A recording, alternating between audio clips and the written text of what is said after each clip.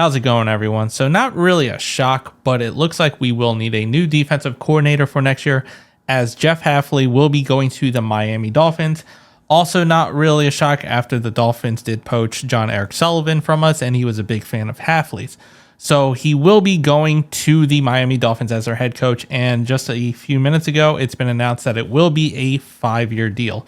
So it looks like that this is pretty much as close as to concrete as it will be. As before, earlier in the day, it was kind of just announced that they've picked him, but they had to work out the contract deals. Not really a shock that it went through. So he will be officially the Miami Dolphins head coach. And so the Packers will be looking for a new defensive coordinator. I'm still hoping for potentially a Raheem Morris or Brian Flores, as they're kind of on the top of my list, or even Jim Schwartz. Yes, he's with the Cleveland Browns as their defensive coordinator, but they did lose their head coach.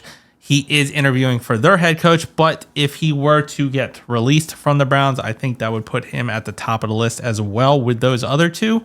Considering from what I've seen him as a defensive coordinator, he's pretty good. And then you also have Sean McDermott, who was recently fired.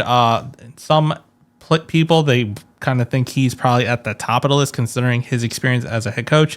His defenses as a head coach kind of left me a little bit more to be desired. So I don't know if he's at the top of the list for me, but he's probably up there as a top 5 defensive coordinator, granted, if none of these coaches got head coaching positions. Now, staying along the lines of coaches for the Packers, Matt LaFleur, they did report that he is going to sign another contract. Still has not been officially reported by the Packers. It's rumored that they're trying to pretty much finish up Brian Gutekunst's contract and then pretty much announce that they're both signed to extensions, but it's pretty much a done deal at this point that both of them will be back. It's also been reported that Matt LaFleur is not required to make any coaching changes on the staff with his contract extension, which is a little frustrating once again because of Bisaccia.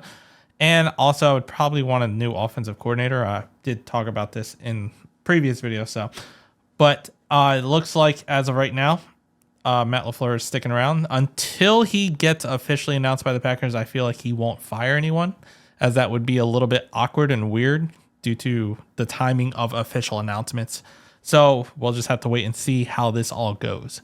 But let me know what you think down in the comments. If you liked the video, hit the like button, subscribe to the channel, and as always, go Pack Go.